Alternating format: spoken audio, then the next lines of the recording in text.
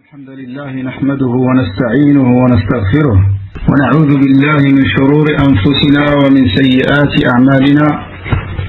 من يهده الله فلا مضل له ومن يضلل فلا هادي له، وأشهد أن لا إله إلا الله وحده لا شريك له، وأشهد أن محمدا عبده ورسوله.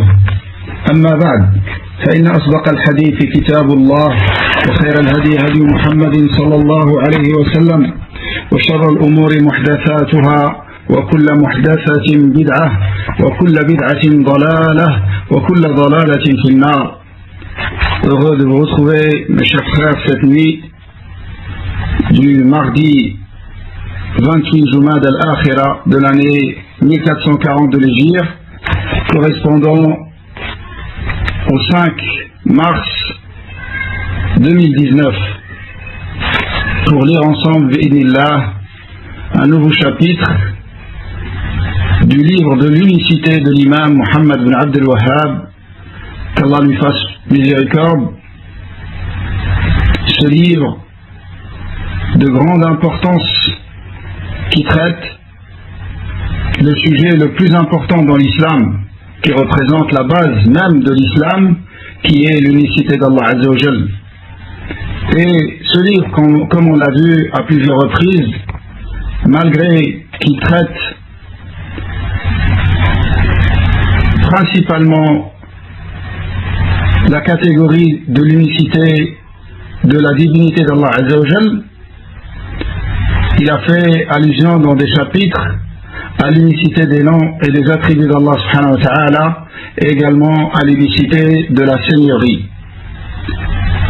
Et ceci, le fait que l'imam Muhammad bin Abd al-Wahhab a accentué le point sur l'unicité de la divinité, l'unicité de l'adoration, d'adorer Allah seul et de lui vouer exclusivement toutes nos adorations, à cause de l'égarement qu'il y a eu à son époque déjà, et d'autre part, c'est à ce sujet qu'il y a eu la divergence et l'opposition entre les prophètes et leur peuple, et non pas dans le domaine de l'unicité de la seigneurie, sur lequel ils étaient d'accord de manière globale. Donc d'où l'importance de l'unicité de la divinité, l'unicité de l'adoration. Et les savants ont précisé que celui qui a étudié ce livre et qu'il a bien compris, bi'idhnillah, il comprendra le tawhid avec lequel ont été envoyés tous les prophètes et les messagers depuis le premier d'entre eux, le premier prophète Adam alayhi salam, jusqu'au dernier messager Muhammad sallallahu alayhi wa sallam. Car comme vous savez, l'unicité d'Allah Azza wa Jal est une base commune de tous les messages avec lesquels ont été envoyés tous les prophètes et messagers depuis le premier jusqu'au dernier, sans exception. Après, ce qui variait, c'est les législations de chaque prophète, et la dernière et la plus parfaite de toutes les législations, c'est la législation avec laquelle Allah Azza wa Jalla a envoyé Muhammad sallallahu alayhi wa sallam. Cette législation qui restera valable quel que soit l'endroit, quelle que soit l'époque, jusqu'à la fin des temps. Et elle sera également adéquate à toute période, à toute époque et à tout endroit sur terre. Le chapitre que nous allons voir aujourd'hui, bi'idhnillah, que l'imam Muhammad bin Abd al-Wahhab a intitulé باب من أطاع العلماء والأمراء في تحريم ما أحل الله أو تحليل ما حرمه الله فقد اتخذهم أربابا. Ce chapitre au sujet de celui qui obéit aux hommes de science, aux savants et aux gouverneurs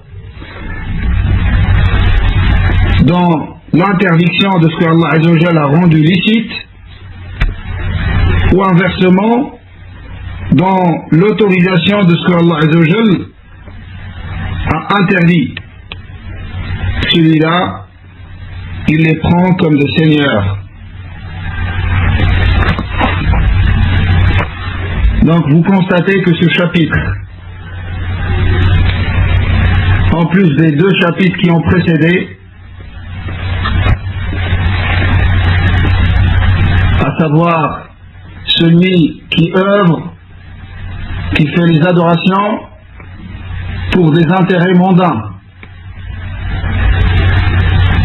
et le chapitre qui l'a précédé au sujet de l'ostentation, c'est-à-dire que celui qui fait les adorations pour s'attirer l'éloge et l'estime et l'admiration et le respect des gens.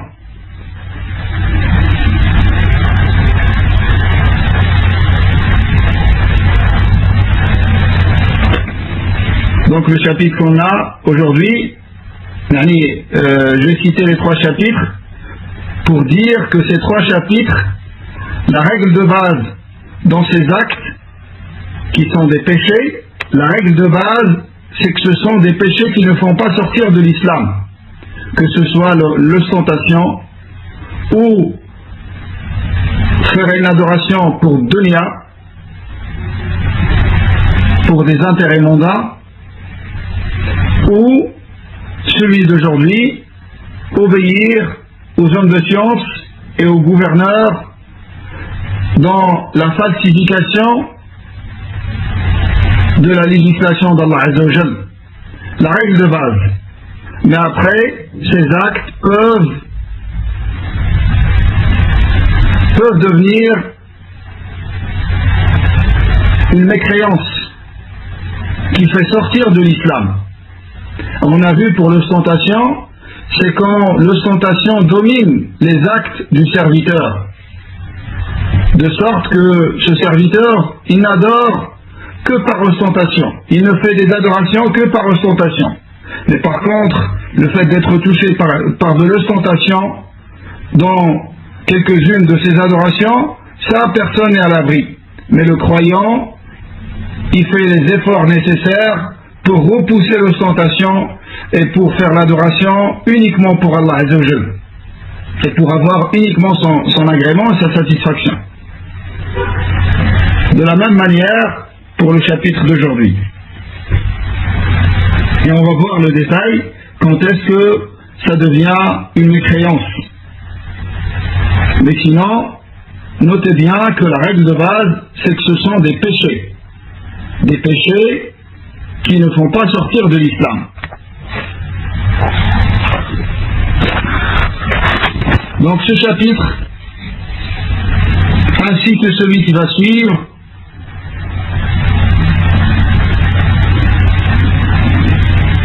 vont traiter de choses qu'implique l'unicité d'Allah.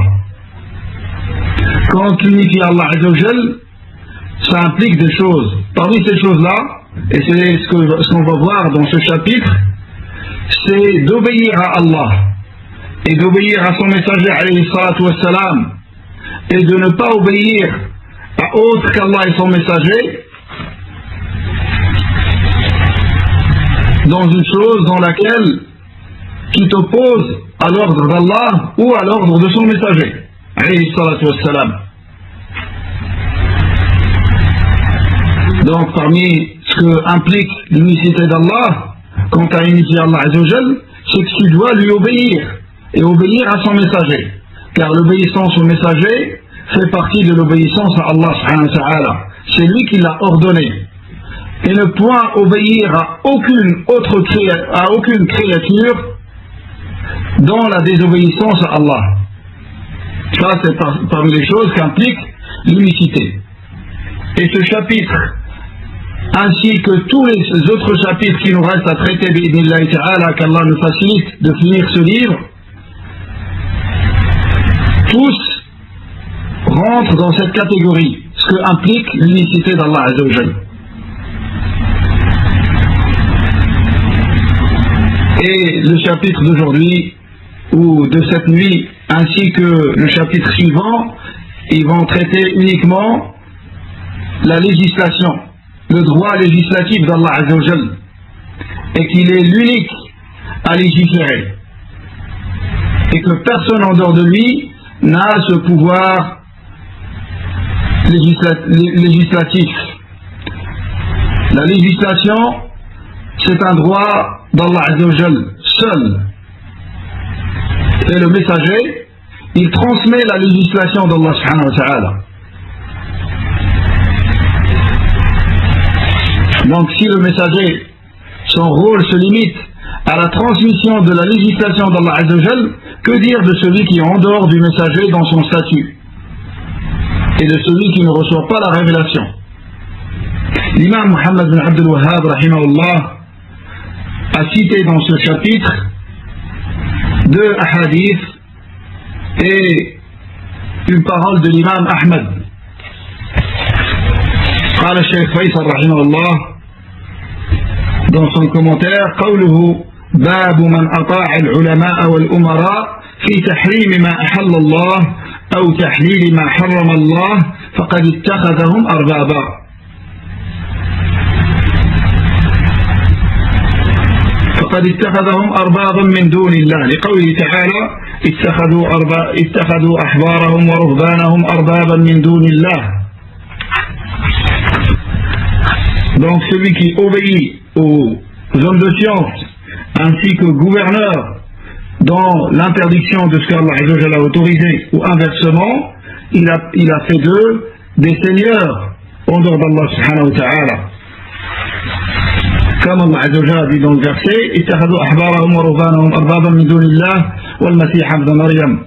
ils ont pris de leurs rabbins et de leurs moines ainsi que le Masih, fils de Maryam,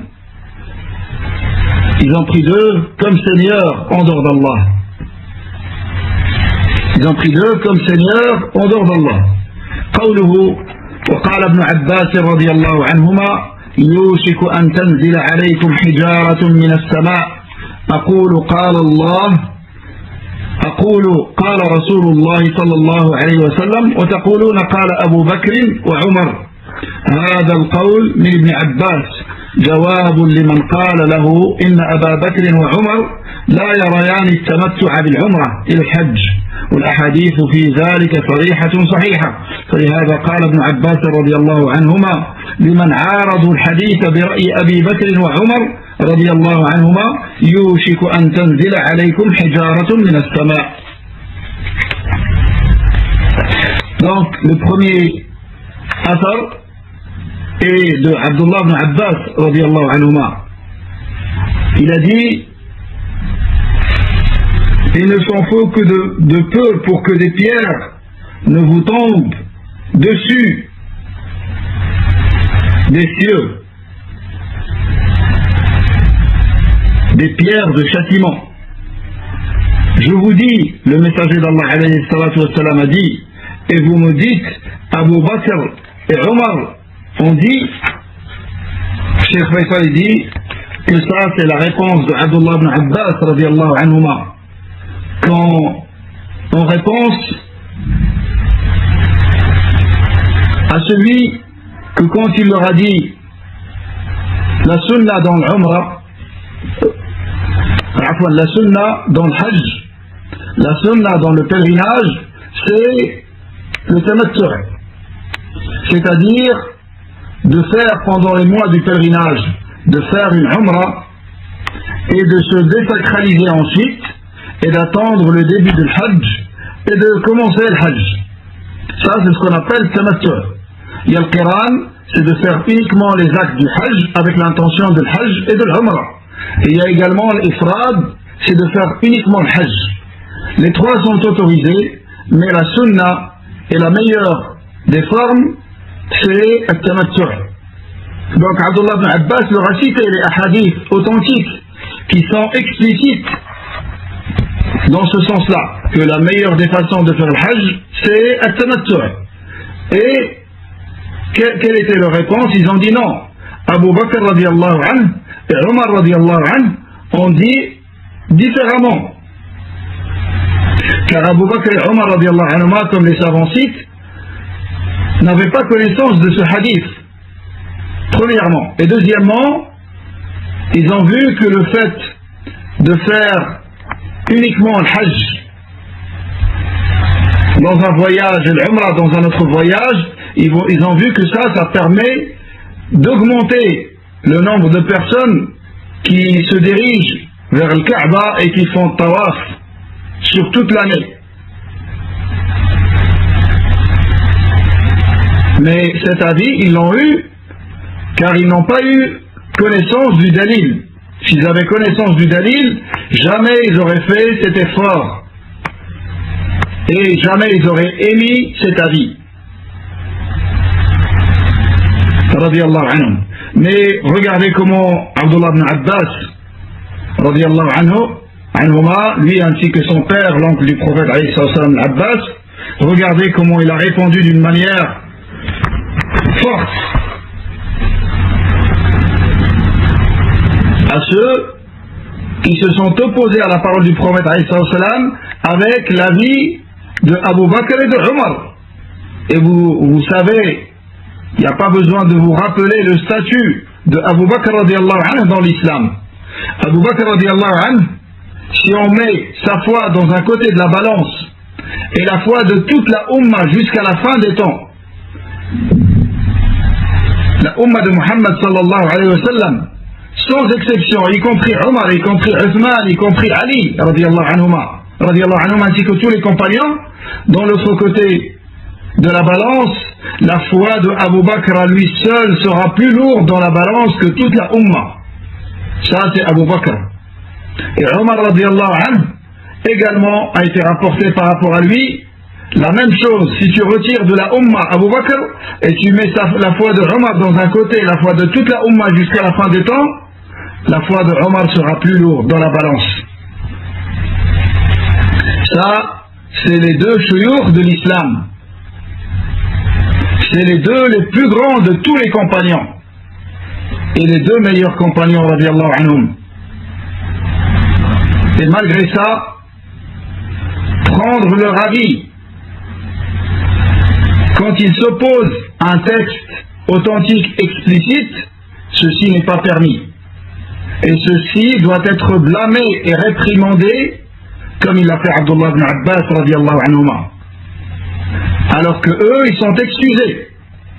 Et si vous voulez savoir les excuses des imams suivis tels que l'imam Malik et l'imam Shafi'i, l'imam Ahmad ibn Hanbal, les imams, les grands imams qui ont été reconnus pour leur imama dans la religion, les excuses qu'ils ont, les fois où ils ont eu des avis qui ne sont pas en conformité avec la sunna, lisez Raf' al-Malam عن الأئمة الأعلام de l'imam Cheikh l'Islam Ahmad bin Abd al-Halim ibn Taymiyyah rahimahullah. Ils ont cité 10 raisons qui peuvent faire que le savant ne soit pas dans la conformité à la sunna dans une question. Et l'imam, il est récompensé car il a fait l'effort d'atteindre la vérité. Et il est habilité à le faire. C'est pas n'importe qui est habilité à faire des efforts et à avoir des interprétations à sa manière. Ce sont des imams qui ont réuni les outils qui leur permettent de faire ces efforts d'interprétation. C'est pour cela qu'ils sont excusés, ils sont même récompensés une fois. Et quand il fait les efforts, il est en accord avec la vie juste, il est récompensé doublement, 2 fois. Une fois pour ses efforts et une fois pour avoir été dans la vie juste. Mais les erreurs les choses qui ne sont pas conformes à la sunna chez ces imams, c'est une épreuve pour leurs suiveurs. Leurs suiveurs qui ont beaucoup d'admiration pour eux, c'est une épreuve et c'est un test. Est-ce qu'ils suivent les imams pour eux-mêmes ou ils les suivent parce qu'ils leur indiquent la voie du prophète alayhi salatu wassalam? Celui qui suit l'imam pour lui-même, il va faire preuve de fanatisme, il va s'entêter et s'accrocher à l'avis de l'imam comme bien même il lui parvient la vérité et la vie juste par rapport à cette question. Contrairement à celui qui suit le prophète alayhi salatu wassalam et qui se sert, et celui qui se sert des paroles des savants pour comprendre la sunna.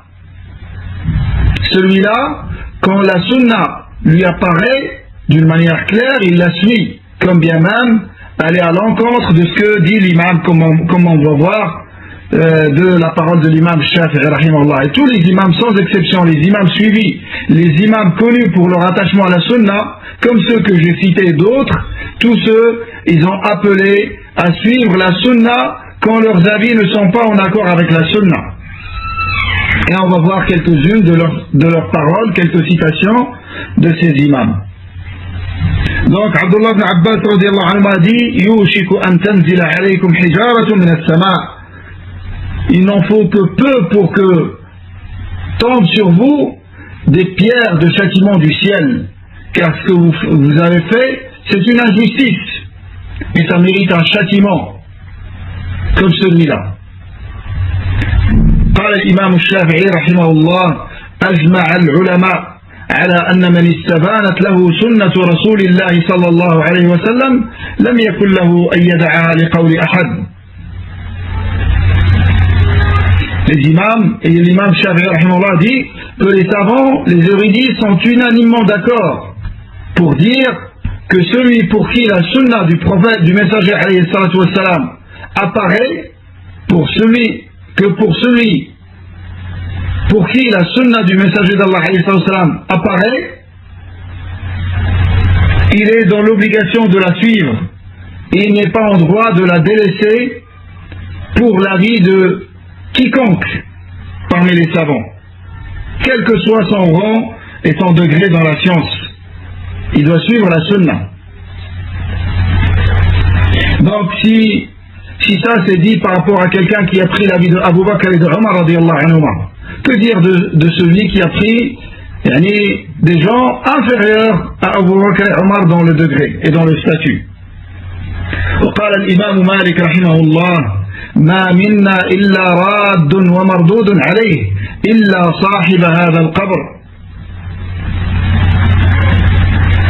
L'imam Malik rahimahullah, une parole très célèbre rapportée de lui, il a dit: il n'y a pas parmi les hommes de science, tous les hommes de science rentrent dans ces deux catégories. Ou bien c'est eux qui vont réfuter une erreur d'un autre savant, ou bien c'est cet homme de science qui va réfuter lui-même une erreur d'un autre savant dans laquelle il n'était pas en accord avec la sunna, ou bien c'est lui-même qui sera réfuté quand il n'est pas en accord avec la sunna. Il a dit: tous les savants sont comme ça, excepté celui qui est dans la tombe. Et il a indiqué avec son doigt la tombe du prophète alayhi salatu wassalam. Il n'y a que le messager d'Allah alayhi salatu wassalam à qui on doit obéir d'une manière absolue. On obéit à Allah et à son messager d'une manière absolue. Et les savants, on leur obéit quand leurs paroles sont en accord avec la sunna. Bien évidemment, il ne faut pas croire que les imams de la sunna, ils ont énormément de paroles qui ne sont pas conformes à la sunna. Mais il y en a quelques-unes pour la sagesse que j'ai citée précédemment. Et le fait de ne pas prendre en considération l'avis d'un savant quand il n'est pas en accord et en conformité à la sunna, ça ne veut pas dire lui manquer de respect. Attention, ça ne veut pas dire lui manquer de respect, ou parler mal de lui, ou croire que tu es meilleur que lui. Ça, c'est pas une bonne attitude. Au contraire, on reconnaît leur statut et leur place, et on reconnaît à quel point ils ont servi la religion d'Allah Azza wa Jal. Les savants qui ont consacré leur vie pour l'apprentissage et la propagation de la religion de l'islam, la propager dans son authenticité, dans sa conformité au livre d'Allah et la sunna de son noble prophète alayhi salatu wassalam, avec la compréhension de nos pieux prédécesseurs, à savoir les sahaba radiyallahu anhum dans un premier temps, et tous ceux qui les ont suivis à la perfection jusqu'à la fin des temps.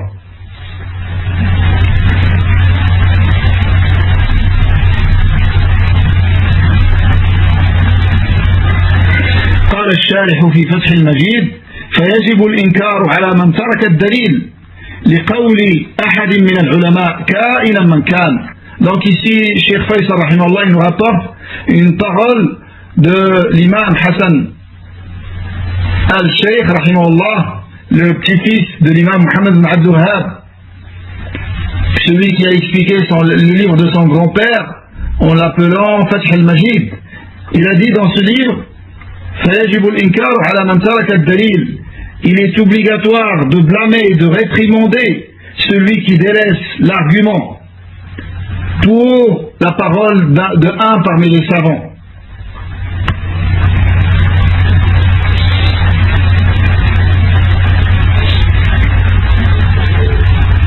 Quel que soit ce savant, celui qui délaisse l'argument, et l'argument c'est qad qala Allah, qala Rasul, qala as-sahabatu. Yani l'argument c'est quoi? C'est Allah a dit, son messager a dit. C'est ça le dalil. Le dalil, c'est une preuve tirée du livre d'Allah ou de la sunna de son noble prophète alayhi salatu wassalam. Donc celui qui a connaissance d'un verset ou d'un hadith qui donne un jugement, il le délaisse en suivant l'avis d'un savant qui s'oppose à ce dalil, celui-là c'est une obligation de le blâmer, de le réprimander. Quand c'est un homme de science, quand c'est un ignorant, on lui explique la sunna, on lui montre la sunna avec sagesse et de la meilleure des façons. Mais quand c'est quelqu'un qui connaît les textes et malgré ça, il s'en détourne et il reste, il campe sur l'avis de son imam qu'il suit, par fanatisme, celui-là, il doit être sujet de blâme et de réprimande. ونصوص الأئمة على هذا وأنه لا يسوغ التقليد إلا في مسائل الاجتهاد والتي لا دليل فيها يرجع إليه من كتاب ولا سنة.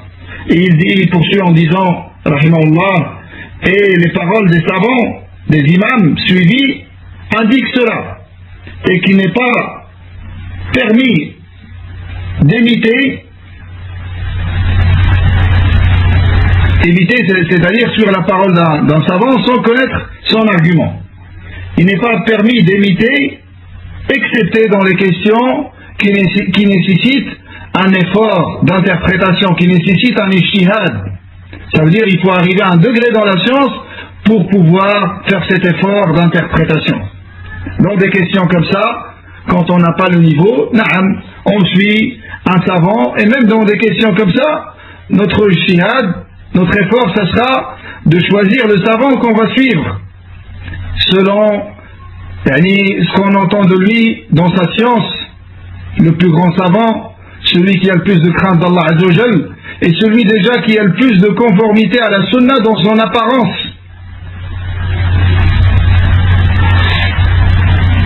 Et ensuite celui qui a le plus de science, le plus de crainte, et ainsi de suite. Donc même celui qui imite sans connaître les arguments, il a un effort à faire. Uniquement dans les questions dans lesquelles il n'y a pas d'argument tranchant qui permet de connaître l'avis juste de celui qui ne l'est pas. فهذا هو الذي عناه بعض العلماء بقوله لا إنكار في مسائل الاجتهاد.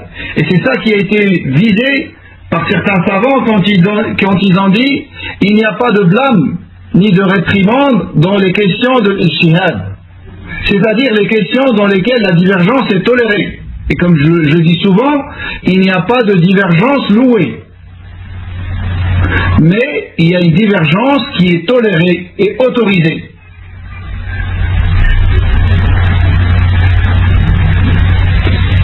Donc quand certains savants ont dit il n'y a pas de blâme dans les questions de l'ijtihad, c'est-à-dire les questions dans lesquelles il n'y a pas un dalil tranchant, un dalil clair qui montre que tel avis est juste et l'autre ne l'est pas. وأما من خالف الكتاب والسنة فيجب الرد عليه كما قال ابن عباس والشافعي ومالك وأحمد. انتهى كلامه. Par contre, celui qui s'oppose au livre d'Allah et la sunna de son noble prophète alayhi salam, c'est une obligation de le réfuter comme a dit Abdullah ibn Abbas, comme on l'a vu, et comme il l'a dit Shafi'i, et comme il l'a dit l'imam Malik, et comme il l'a dit l'imam Ahmed, qu'Allah les agrée tous. Fin de sa citation. Mais un point que j'aimerais souligner ici, quand les savants ils parlent de réfuter l'erreur des savants, c'est pas n'importe qui va se charger de cela. Bien évidemment, c'est pas les ignorants. ليس الجهال وأنصاف المتعلمين من يتصدى لهذا، ولكن طلبة العلم المتمكنين في العلم الذين يراعون لكل مقام مقاله، إما تلطيف العبارة حين يكون المقام يقتضي ذلك، أو تغليظها إن اقتضاه المقام، ويراعون المفاسد والمصالح فيحرصون على جلب المصالح وتكثيرها ودرء المفاسد وتقليلها. Donc ceux qui sont habilités à faire ces réfutations et ces ripostes et montrer ce qui est juste de ce qui ne l'est pas, quand c'est une erreur d'un imam, ce sont les étudiants en sciences qui sont bien enracinés dans la science, et non pas les ignorants, ou ceux qui ont appris un petit peu de la science et qui connaissent un tout petit peu de science. C'est ceux qui sont bien ancrés dans la science parmi les demandeurs de science, ceux qui utilisent les propos qui conviennent avec la personne qui convient. Si il faut utiliser la douceur, ils utilisent la douceur. Et si il faut faire preuve de fermeté et de dureté, ils le font. Donc ce sont les uqala, les hukama, ceux qui ont le bon raisonnement et qui ont la sagesse.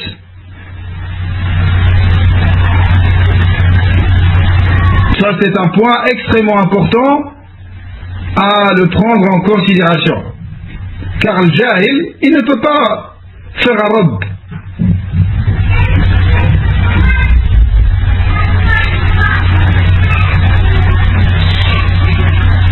Mais non, il ne faut pas comprendre non plus qu'il faut attendre d'arriver à un degré de l'imama dans l'islam pour réfuter une erreur.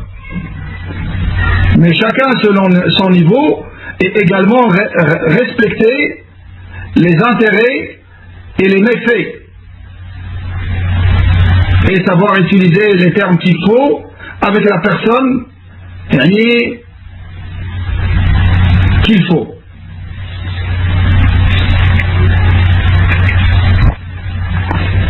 Ensuite, il est passé à la parole de l'imam Ahmed, dans laquelle il a dit قال الإمام أحمد عجبت لقوم عرفوا الإسناد وصحته يذهبون إلى رأي سفيان والله تعالى يقول فليحذر الذين يخالفون عن أمره أن تصيبهم فتنة أو يصيبهم عذاب أليم.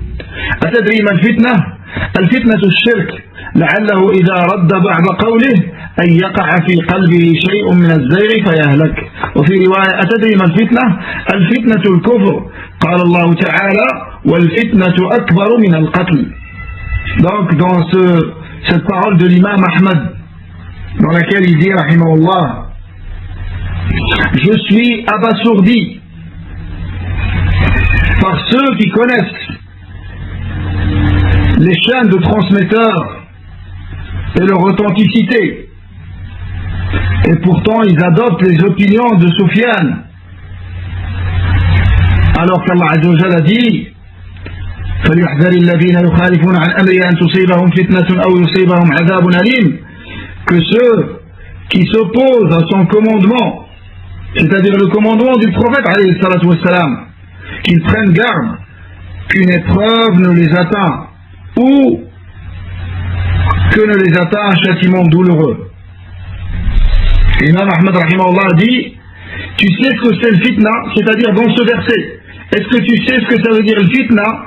utilisé dans ce verset, il a dit al-fitna, c'est l'associationnisme, peut-être en réfutant et en rejetant certaines paroles du prophète alayhi salatu wassalam, il verra son cœur penché vers la perversion et qu'il soit perdu.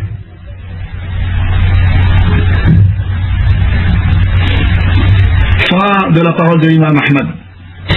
Donc l'imam Ahmad rahimahullah, son étonnement, et il est abasourdi parce que ce sont des gens qui ont la science et qui connaissent les arguments et qui peuvent arriver à savoir et à distinguer ce qui est authentique de ce qui ne l'est pas, ce qui est authentique de ce qui est faible. Donc ce sont des gens de science et pourtant ils ne font pas partie de la masse, ce ne sont pas des awam, c'est des gens de science. Ils arrivent à distinguer ce qui est authentique de ce qui ne l'est pas, et pourtant ils s'entêtent pour l'avis de Sufyan. Allahu a'lam, est-ce qu'il veut Sufyan ibn Uyayna ou Sufyan al-Thawri?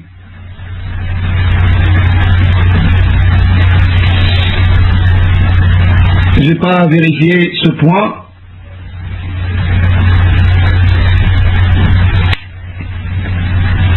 En tout cas, il vise un des deux Sufyan. Sufyan al-Thawri, le grand imam connu qui était appelé le guide des croyants dans la science du hadith, et Sufyan ibn Uyayna, le contemporain de l'imam Malik, qui était à Mecca, le grand savant, le savant de Mecca. Comme Malik, rahimahullah, c'était le savant de Médine, lui c'était le savant de Mecca. Et pourtant, entre parenthèses, et c'est un point très très profitable et bénéfique, Sufyan ibn Uyayna, mes frères, il ne faisait pas de fatwa sur le divorce, au sujet du divorce. Et il disait, qui peut faire de fatwa sur le divorce? Ces grands savants qui s'arrêtaient dans des choses comme ça par crainte d'Allah Azza wa Jal, tellement leur crainte d'Allah subhanahu wa ta'ala était grande qu'ils n'osaient pas parler de certains sujets que malheureusement de nos jours tu peux voir des gens qui n'ont jamais étudié donner des fatwas par rapport à ce genre de sujet très complexe, très compliqué. Alhamdulillah, c'est des choses qu'on voit de nos jours également. On voit beaucoup de nos savants qui ne répondent pas dans des sujets comme ça et ils orientent la personne vers le mufti, vers le comité des grands savants afin d'écouter les deux. Car la personne elle peut venir et raconter les choses, raconter sa version pour avoir une fatwa qui l'arrange.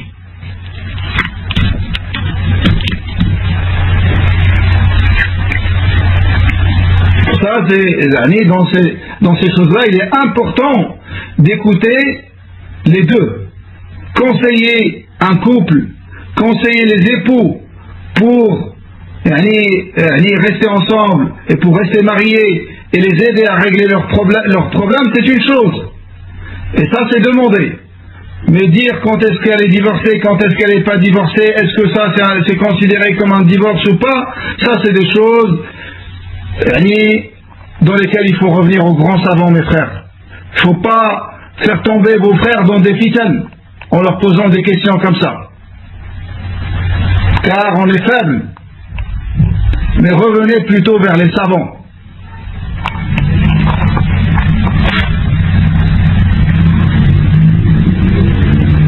Donc, l'étonnement de l'imam Ahmad, c'est pour ces gens de science qui ont atteint ce niveau de connaître les chaînes de transmission, de connaître l'ahadith et de connaître les arguments. Et pourtant, font preuve de fanatisme pour Sufyan, rahimahullah.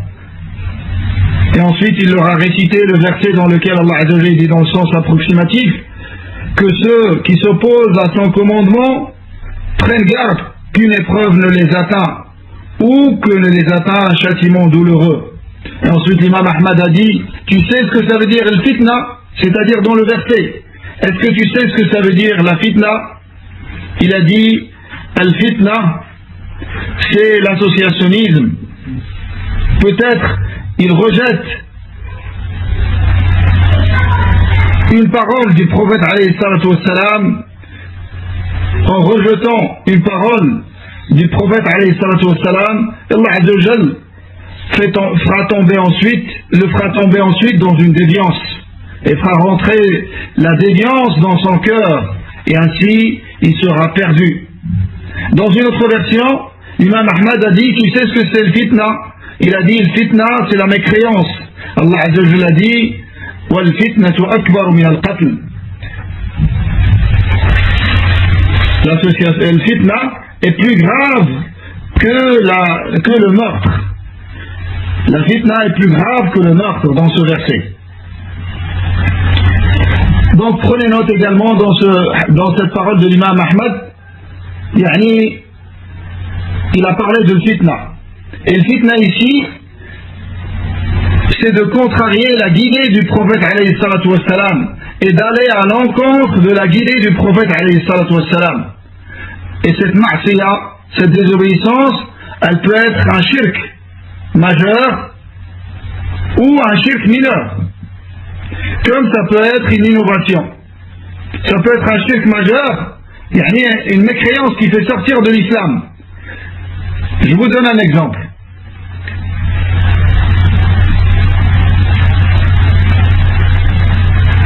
Accrocher un talisman en croyant que ce talisman repousse le mal de toi par lui-même. Ça, c'est un acte qui fait sortir de l'islam. Accrocher un talisman en croyant que ça sera une cause par laquelle Allah Azza wa Jal repoussera de toi le mal et le mauvais œil en particulier. Ça, c'est un shirk mineur qui est plus grave que tous les grands péchés, plus grave que la fornication, plus grave que l'adultère, plus grave que les riba, plus grave que boire l'alcool. Mais il ne fait pas sortir de l'islam.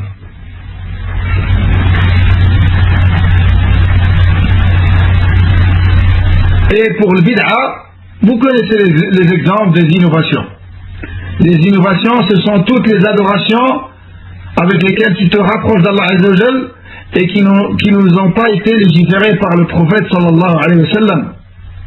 Ce sont des innovations, et les innovations, mes frères, sachez qu'elles sont plus graves que tous les grands péchés également. Et l'innovation, elle est plus proche de l'associationnisme que du grand péché.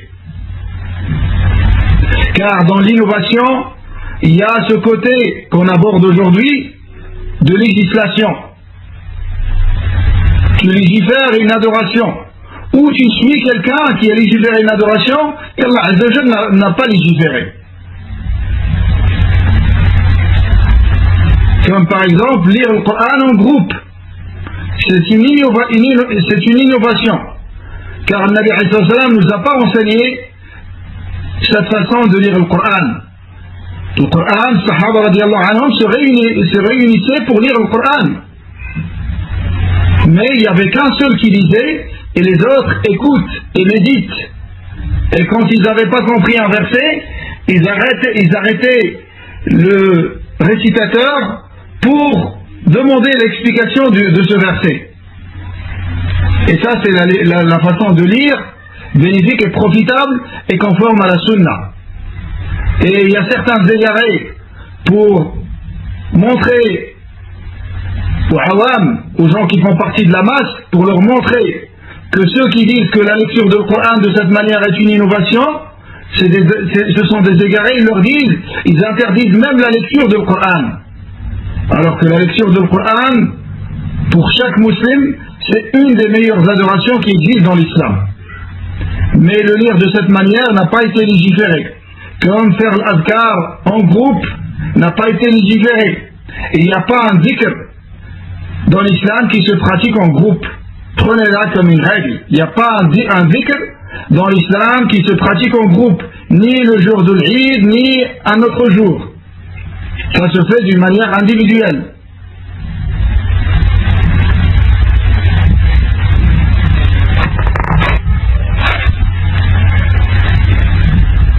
Donc dans le verset, Allah Azza wa Jalla dit فَلْيَحْذَرِ الَّذِينَ يُخَالِفُونَ عَنْ أَمْرِهِ, qu'ils soient en garde, ceux qui s'opposent à son commandement. C'est-à-dire, ils s'opposent à son commandement avec une forme de détournement de sa guidée. C'est pour ça qu'Allah Azza wa Jalla dit يُخَالِفُونَ عَنْ أَمْرِهِ. Il n'a pas dit يُخَالِفُونَ أَمْرَهِ. Et ça aurait pu être suffisant pour indiquer le sens de l'opposition au commandement. Mais il a dit an amrihi.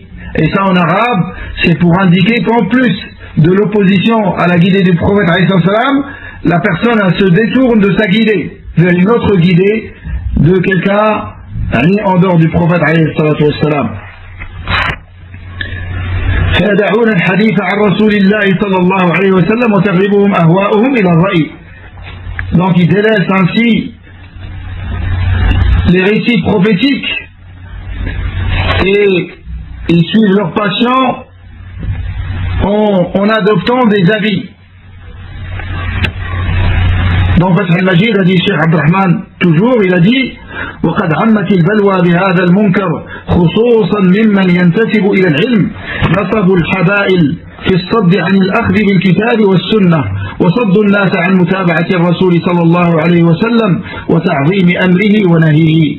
Il a dit que cet acte réprimandable et blâmable est devenu très répandu. Il parle de son époque, rahimahullah. Il a dit qu'il est devenu très répandu, en particulier parmi les gens qui se disent, qui s'apparentent aux gens de science, qui se disent qu'ils sont des gens de science. En particulier chez eux, ce phénomène est encore plus apparent et plus répandu. Et le phénomène, c'est le fait de suivre les avis qui s'opposent au hadith du prophète alayhi salatu wassalam. Et pour cela il dit rahimahullah, ils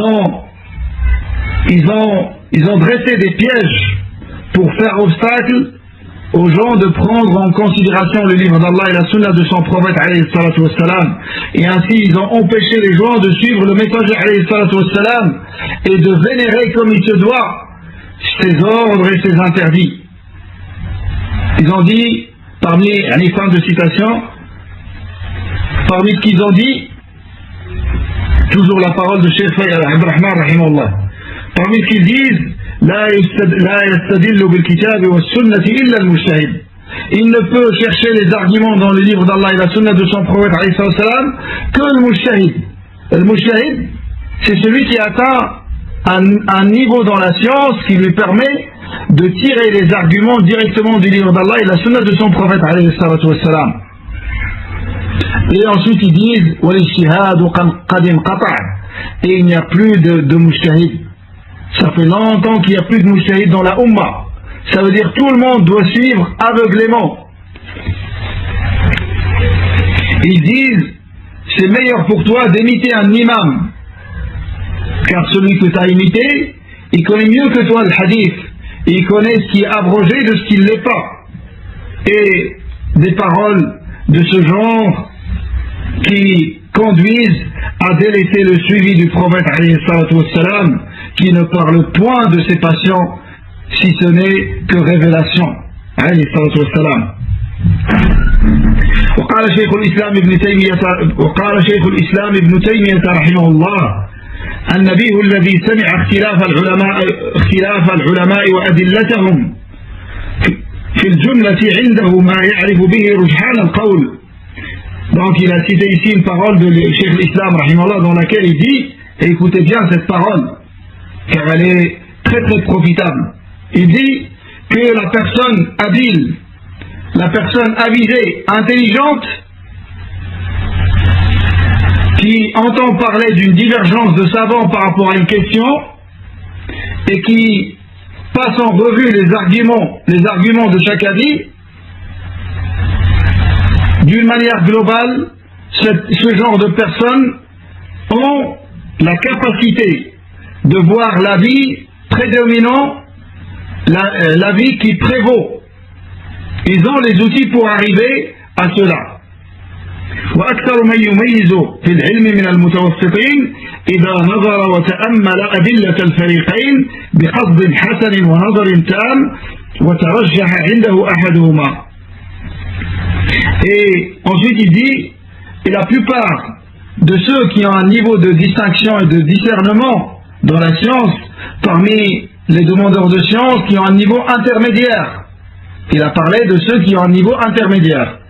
Quand ils regardent et méditent les arguments de chaque avis, et s'ils ont en plus de cela une bonne intention, c'est-à-dire ils veulent connaître la vérité et la suivre, et s'ils regardent d'une manière correcte, ils arrivent à voir l'avis prédominant.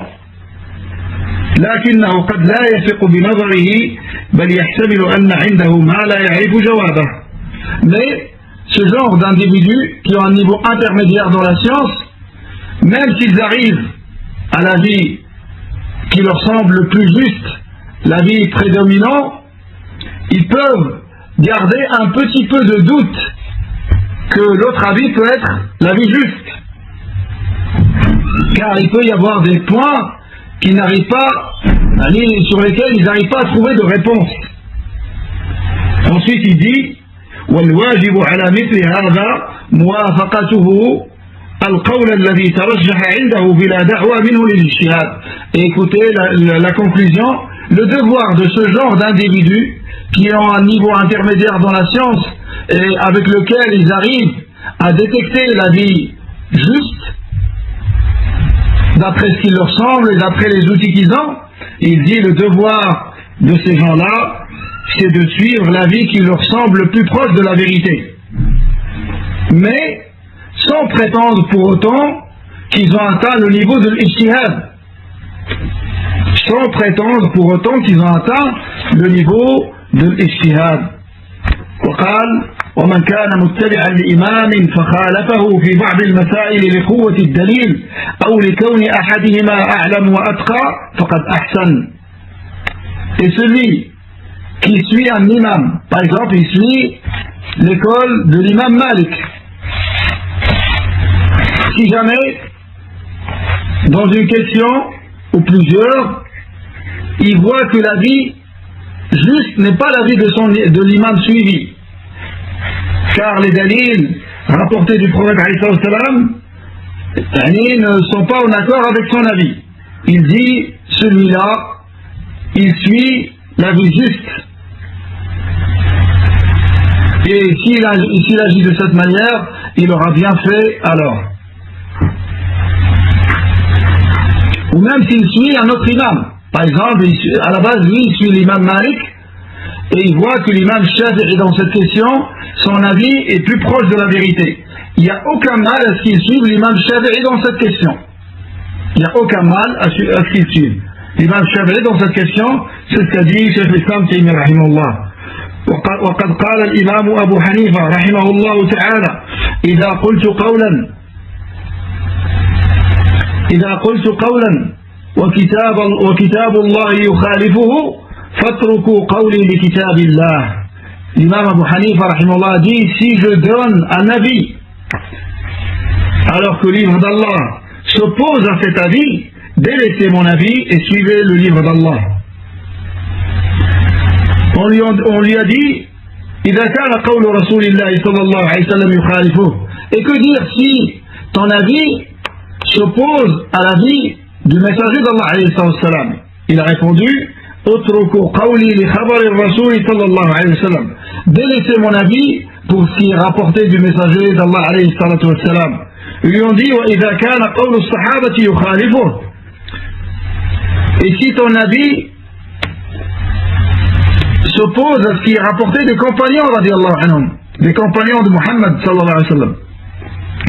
Il a répondu en disant utruku qawli li qawli as-sahaba, délaissez mon avis pour la parole des compagnons radiallahu anhum.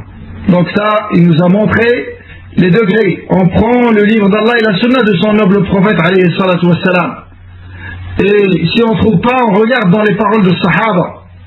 Si on trouve chez sahaba, on prend de Sahaba radiallahu anhum et non pas de ceux qui sont venus après eux, tabi'in. Et si on ne trouve pas, ainsi de suite. Yani, les étapes dans le fiqh. Cheikh Faisal rahimahullah, il a cité un hadith Mu'ad radiyallahu anhu, quand le prophète alayhi salam l'a envoyé au Yémen. Ce hadith, les savants jugent faible par rapport à sa chaîne de transmission, et également par rapport à une problématique dans le texte du hadith même. Donc Mu'ad radiyallahu anhu, le Nabi alayhi salam, il est dit dans ce hadith que le Nabi alayhi salam lui aurait dit, comment il lui aurait enseigné comment juger dans les affaires qui lui sont présentées. Car Mu'ad radiyallahu anhu, Nabi alayhi salam l'a envoyé au Yémen comme gouverneur et juge. C'est enseignant. Gouverneur et juge et enseignant. Il l'a envoyé là-bas pour propager la religion de l'islam. Et regardez, Nabi alayhi salam, quand il envoie quelqu'un pour da'wa, regardez ce qu'il choisit. Il a choisi Mu'ad ibn Jabal radiyallahu anhu, cet homme qui est entré dans l'islam à l'âge de 18 ans. Il est mort radiyallahu anhu à l'âge de 33 ans. Et malgré ça, Nabi alayhi salam a dit de lui, Mu'ad ibn Jabal, celui qui connaît le mieux le licite de l'illicite de toute ma communauté. A'lamu ummati bil halal wal haram. Et il a dit de lui également qu'il viendra le jour du jugement dernier en devançant les savants d'une lancée de pierre. Il sera largement devant les savants. Mu'ad radiyallahu anhu. Donc, Nabi alayhi salam, quand il envoie des gens pour da'wa, il envoie des gens qui ont la science. Et il n'envoie pas des ignorants, comme le font Jama'at al-Tabligh. Il envoie des hommes de science pour enseigner aux gens la religion. Car l'ignorant, qu'est-ce qu'il va enseigner? L'ignorant, son devoir, c'est de rester dans sa ville ou de voyager vers les savants pour apprendre la religion. Et il n'a rien à propager. Car s'il propage, il va propager que des ignorances et des innovations. Il va faire plus de mal que de bien.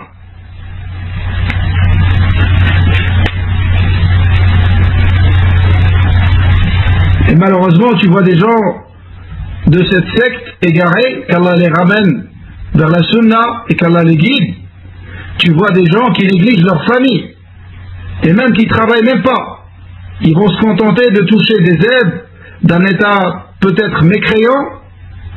Ils vont accepter des aides de kuffar pour soi-disant faire da'wa, alors qu'il n'a ni les outils ni habilité à le faire. Et s'il devait faire une da'wa, il aurait dû commencer par sa propre famille avant d'aller prêcher les gens dans les quatre coins du monde. Le Nabi Isa sallallahu alayhi wa sallam s'est adressé à lui dans le Coran, il lui a dit وَأَنذِرْ عَشِيرَتَكَ الْأَقْرَبِينَ. Allah Azza wa Jalla dit يَا أَيُّهَا الَّذِينَ آمَنُوا قُوا أَنفُسَكُمْ وَأَهْلِيكُمْ نَارًا. Préservez-vous ainsi que vos familles d'un feu ardent dont l'aliment sont les gens et les pierres. Et il lui a dit وَأَنذِرْ عَشِيرَتَكَ الْأَقْرَبِينَ. Avertis ta famille proche. Donc on commence par le plus proche. Et non pas avec des croyances de soufis, on va prêcher des gens loin et Allah enverra des gens pour prêcher nos familles. Comment on peut avoir des compréhensions similaires? Alhamdulillah qui nous a préservés et qu'Allah nous raffermit sur la vérité jusqu'à le rencontrer. Donc la problématique, je disais dans ce hadith, c'est que le Nabi alayhi salam lui a dit, si avec quoi tu vas juger, il lui a dit, je jugerai avec le livre d'Allah. Ensuite il lui a dit, si tu ne trouves pas dans le livre d'Allah, il a dit avec la sunna de son noble prophète. La problématique se trouve ici, mes frères, comme l'ont souligné les savants. Car il n'y a pas de distinction entre le livre d'Allah et la sunna de son prophète alayhi salatu wassalam dans la législation. Ils sont égaux. Il y a des choses dans lesquelles le Coran est meilleur que la sunna, malgré que les deux sont révélations de la part d'Allah. Mais du point de vue des jugements, ils sont identiques. Tu regardes dans le livre d'Allah et la sunna de son prophète alayhi salatu wassalam. Il n'y a point de distinction entre les deux sources. Et ensuite, Il lui a dit, si tu ne trouves pas dans la sunna du prophète ni dans le livre d'Allah, il a dit, je ferai mon propre effort, mon effort personnel, et je donnerai mon avis, sans être négligent. Et ensuite, Nabi salam lui aurait tapé sur sa poitrine et lui aurait dit, Alhamdulillah, qui t'a assisté et qui t'a permis de répondre comme le messager d'Allah aime et agrée. Donc ce hadith est faible. Mais sinon, les sources, c'est dans un premier lieu le livre d'Allah et la sunna de son prophète alayhi salam. Si on ne trouve pas, on regarde Sahaba radiallahu anhum. S'ils ont une divergence entre eux, on choisit un des avis de Sahaba et non pas inventer un autre avis. L'avis qui nous semble le plus proche de la vérité. S'ils sont unanimement d'accord, on prend leur avis, obligatoirement. S'ils sont en divergence, on choisit l'avis qui nous semble le plus proche de la vérité de leurs avis, les avis de Sahaba. Et si on ne trouve pas, alors chaque savant il fait ses efforts pour arriver à la vérité. Bi'idhnillahi ta'ala. Le dernier dalil avec lequel nous allons terminer bi'idhnillah, c'est hadith Adi ibn Hatim radiallahu anhu. أنه سمع النبي صلى الله عليه وسلم يقرأ هذه الآية اتخذوا أحبارهم ورهبانهم أربابا من دون الله والمسيح ابن مريم الآية فقلت إنا لسنا نعبدهم قال أليس يحرمون ما أحل الله فتحرمونه ويحلون ما حرم الله فتحلونه فقلت بلى قال فتلك عبادتهم. Donc selon Adi radiallahu anhu ibn Hatim, Hatim son père c'est Hatim Ta'i, l'arabe extrêmement connu dans la générosité, qui est décédé avant l'islam et qui n'est pas mort dans l'islam.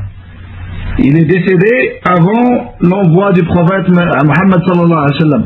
Mais c'est un homme avec lequel on donnait des paraboles dans la générosité. Son fils Adi ibn Hatim, il avait adhéré à la religion chrétienne. Et Adi ibn Hatim, le savant, cite dans sa biographie que c'était, entre parenthèses, comme on dirait aujourd'hui, un intellectuel. C'était un homme qui savait lire et écrire, qui avait beaucoup voyagé, qui connaissait beaucoup de cultures. C'est pour ça qu'il avait choisi la religion chrétienne, car elle lui semblait la plus proche de ce qu'il a vu des pratiques religieuses sur terre, la plus proche de la vérité. Avant l'envoi de Muhammad sallallahu alayhi wa sallam.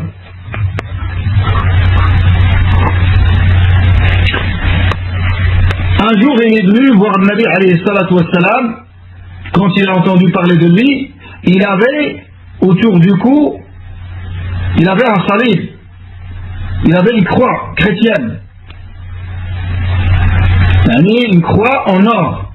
Quand le Nabi alayhi salatu wassalam a vu sur lui cette croix, et cette histoire elle a eu lieu avant son islam.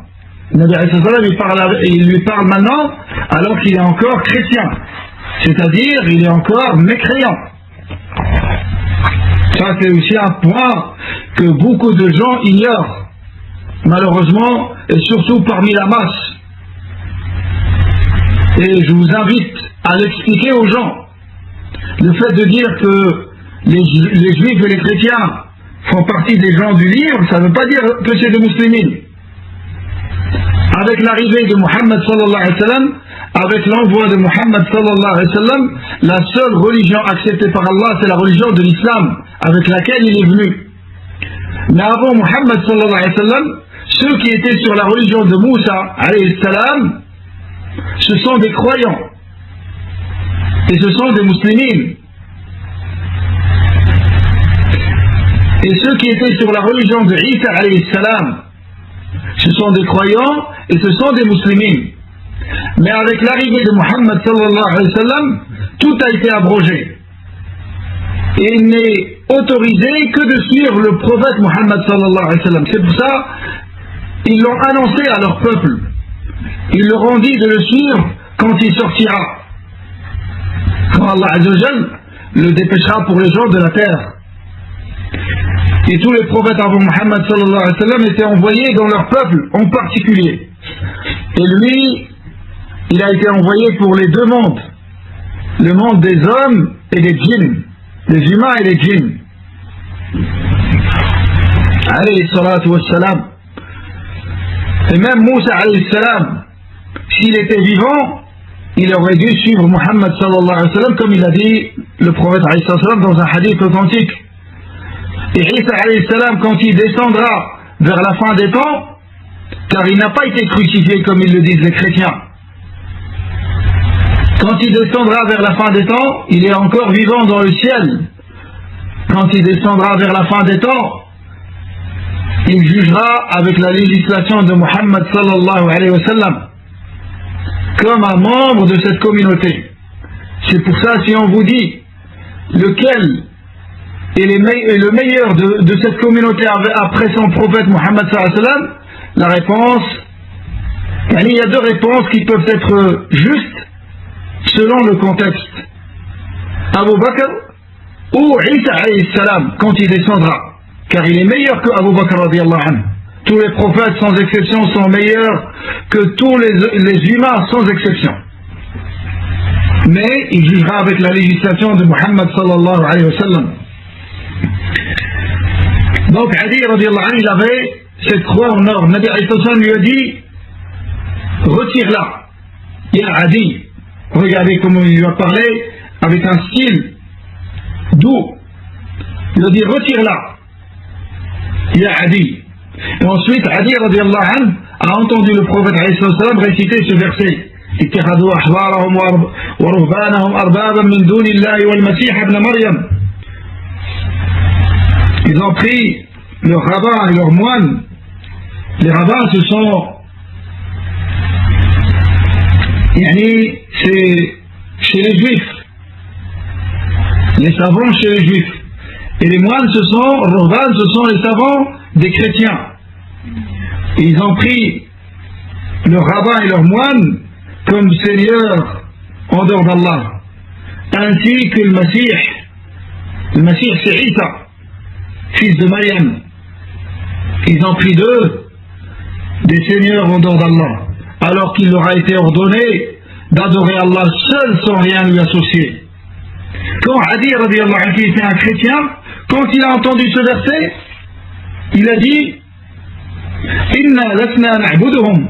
Il a dit on les adore pas. Ensuite Nabi alayhi salam, il a dit Alaysa yuharrimuna ma ahalla Allah fa tuharrimuna. N'est-ce pas quand ils vous interdisent ce que Allah a autorisé, vous le rendez interdit? Et quand ils vous autorisent ce que Allah a rendu interdit, vous le rendez autorisé? Il a dit si, si.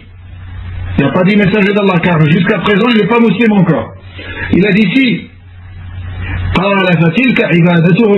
Il a dit c'est ça leur adoration. C'est ça leur adoration. L'adoration que vous leur vouez, c'est de leur donner le pouvoir qui ne se doit qu'à Allah subhanahu wa ta'ala, le pouvoir de la législation. Et ça c'est une adoration. Et Adi radiyallahu anhu, à travers ses propos, il ne voyait pas cela comme un mal que leurs savants changent les jugements d'Allah. Il ne voyait pas ça comme un mal. C'est pour ça qu'il a dit on faisait ça, mais c'est pas une adoration. Il ne voyait pas ça comme une adoration.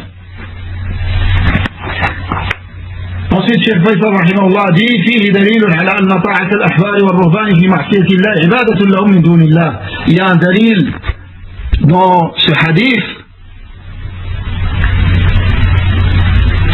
Il y a un dalil que l'obéissance aux savants juifs et chrétiens, c'est ce qui est cité ici, mais il rentre dedans également les savants de l'islam.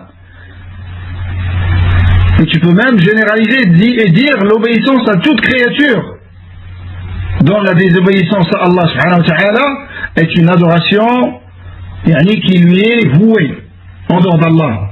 Et ça fait partie de l'associationnisme majeur qu'Allah ne pardonne jamais, Car Allah dit وَمَا أُمِرُوا إِلَّا لِيَعْبُدُوا إِلَهًا وَاحِدًا لَا إِلَهَ إِلَّا هُوَ سُبْحَانَهُ عَمَّا يُشْرِكُونَ.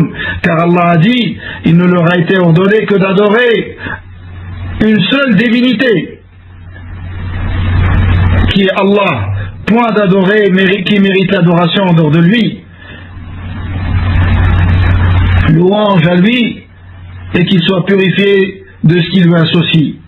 ونظير ذلك قوله تعالى ولا تأكلوا مما لم يذكر اسم الله عليه وإنه لفسق وإن الشياطين لا يوحون إلى أوليائهم ليجادلوكم وإن أطعتموهم إنكم لمشركون.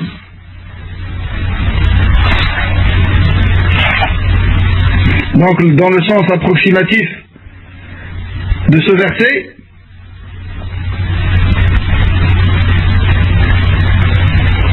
et ne mangez pas de ce sur quoi le nom d'Allah n'a pas été prononcé, car ce serait assurément une perversité. Et les shayatines inspirent à leurs alliés de disputer avec vous.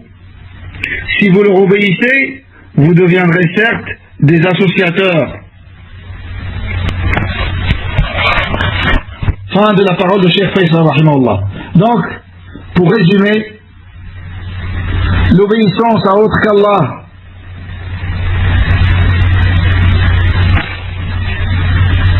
dans l'interdiction de ce qu'Allah a autorisé, ou l'inverse,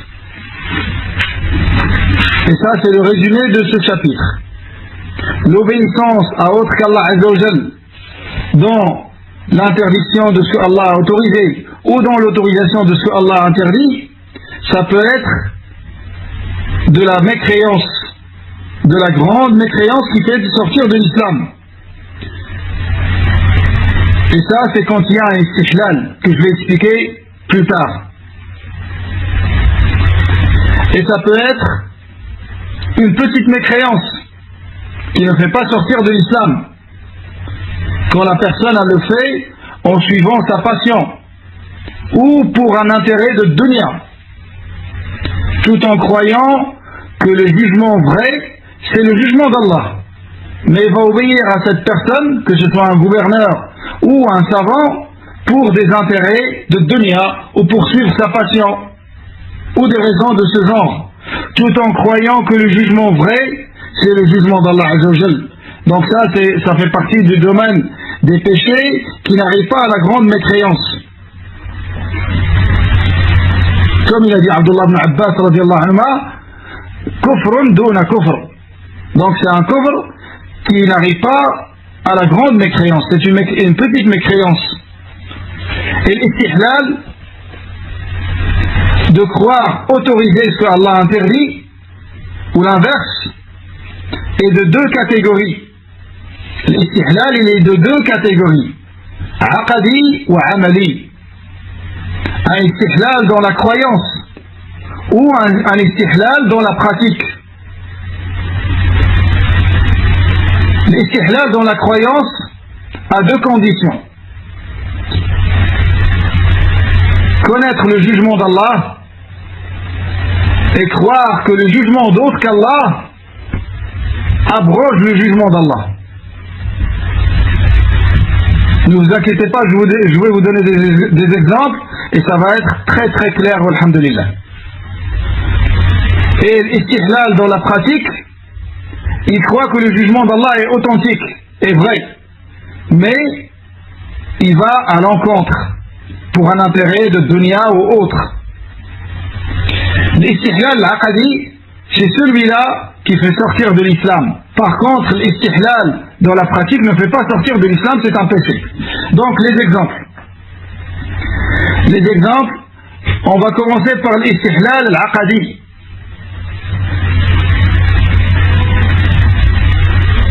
Quelqu'un, il sait qu'Allah Azzawajal a interdit l'alcool.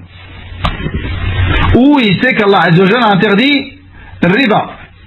Et j'ai cité ces deux exemples car c'est des exemples que personne n'est excusé d'ignorer le jugement de ces choses-là. Personne n'est excusé d'ignorer le jugement de ces choses-là parmi ceux qui vivent avec les musulmans. Quelqu'un qui entre dans l'islam et qui est dans un pays de corps dans lequel il n'y a pas de musulmans, il se peut qu'il ignore ces jugements. Mais quelqu'un qui vit dans un pays d'islam, il est inexcusé, il ne peut pas être excusé d'ignorer ces choses-là, car ça fait partie de l'ma'loum min ad-din bid-darura, que toute personne se doit de connaître obligatoirement, comme l'obligation de la salat, l'obligation de la zakat, et ainsi de suite. Les choses qui sont très, très connues, très claires de l'islam. Donc quelqu'un, il sait qu'Allah Azza wa Jalla a interdit l'alcool, Allah a interdit le riba, l'usure bancaire. Et il suit un savant ou c'est lui-même qui va changer le jugement. On parle de celui qui change et celui qui le suit dans ce changement. Et les conditions s'appliquent aux deux. Donc première condition, il connaît le jugement d'Allah. Deuxième condition, il va croire que, par exemple, sous un prétexte ou un autre, qu'à cette époque, les gens sont devenus tellement responsables qu'il n'y a pas de mal à ce qu'ils boivent un peu d'alcool de temps en temps, tant que c'est consommé avec modération. Car c'est une boisson spiritueuse, bonne, pour l'âme, bonne pour le corps, et a des bienfaits, et il sort ce qu'il veut. Donc quelqu'un comme ça, qui a réuni ces deux conditions, il est tombé dans un acte de mécréance qui fait sortir de l'islam. Car en ayant connaissance du jugement d'Allah, il a cru qu'un autre jugement d'Allah est plus authentique et meilleur que le jugement d'Allah.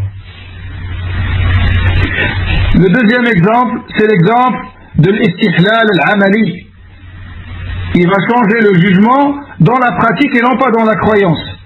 Quelqu'un qui sait, et ça c'est tous les péchés rentrent dans ce domaine. Quelqu'un qui sait que la fornication est interdite et il sait qu'Allah l'a interdit, mais il va faiblir, il va tomber dedans. Ça, les savants l'appellent istihlalun amali, qui ne fait pas sortir de l'islam, c'est un péché. C'est un péché, en l'occurrence, par rapport à ce péché-là, c'est un grand péché. Car zina, c'est un grand péché. De même, quelqu'un, il faiblit et il achète une maison avec riba. C'est un grand péché. Tant qu'il croit que le jugement d'Allah, c'est l'interdiction de riba. Mais lui, il faiblit et il achète une maison avec riba, c'est un grand péché.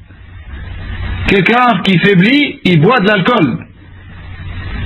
Tout en sachant qu'Allah a interdit l'alcool, ça reste du domaine des grands péchés qui ne font pas sortir de l'islam. Voilà mes frères, et désolé d'avoir été long, contrairement à notre habitude, car il y avait tellement de détails que je ne pouvais pas ne pas les citer. Je demande à Allah Azza wa Jalla de nous accorder à tous la science bénéfique et profitable, de nous faciliter les œuvres pieuses et acceptables, de nous raffermir dans notre religion, et هذا والله تعالى أعلى وأعلم. سبحانك اللهم وبحمدك نشهد أن لا إله إلا أنت نستغفرك ونتوب إليك والسلام عليكم ورحمة الله وبركاته.